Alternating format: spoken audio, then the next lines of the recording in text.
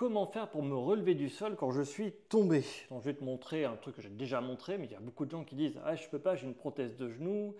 Ouais, je peux pas parce que j'ai mal au dos. Ouais, je peux pas parce que j'ai pas de chaise pour m'aider. » Attends, je vais te remontrer et t'expliquer qu'en réalité, ben, si tu as une prothèse de genou, il faut travailler ta souplesse de genou pour essayer d'aller mieux, être capable de faire cette technique-là.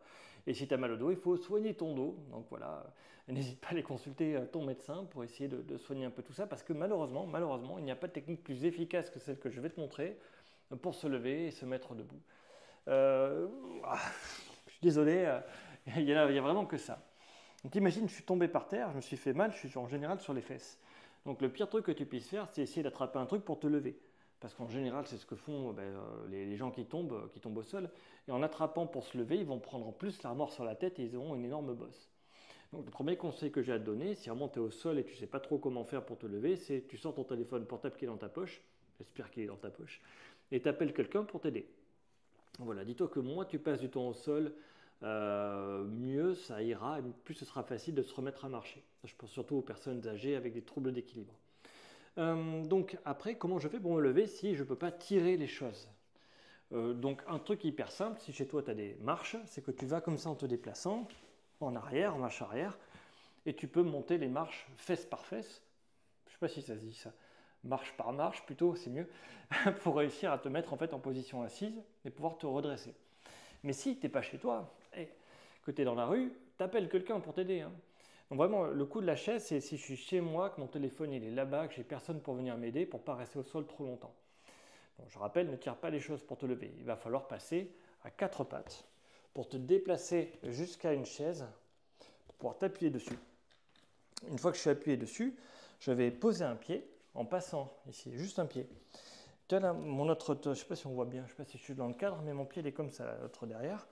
Et après, je vais me pencher en avant pour lever les fesses. Je décolle mon genou. Donc, quand je suis ici, tu vois, je décolle mon genou en levant les fesses. Hop. Après, je passe l'autre pied et je me redresse. Ça, et c'est tout bête, hein. C'est vraiment ça. Tu vois. Mais il faut être à quatre pattes pour se déplacer. Tu vois. Et donc, les gens qui ont des prothèses de genoux, ils me disent « Ouais, mais comment je fais ?» Eh bien, en fait, il vaut mieux essayer de se faire un petit peu mal au genou, entre guillemets, et se sortir de la position allongée où on ne peut rien faire, plutôt que de rester très longtemps allongé au sol. Si tu as des troubles d'équilibre et que tu as une prothèse de genou, dis-toi que la reprise va être difficile. Plus tu passes de temps au sol, plus c'est difficile. Donc, tu as l'exercice ici, là, où je tire, je vais te le montrer assis. Je ne sais pas si le cadrage est bon, mais pour retrouver la souplesse de genou, pour ne pas avoir mal quand tu fais... tu te mets à quatre pattes, c'est ça. Je me mets sur mon canapé tranquille et je tire ma jambe en arrière. Une prothèse de genou, théoriquement, sur la moyenne des prothèses, c'est 160 degrés de flexion. 160. Donc tu peux vraiment aller très très loin. Moi, j'y arrive même pas, tu vois. Tellement j'ai des gros muscles. Bon, peut-être.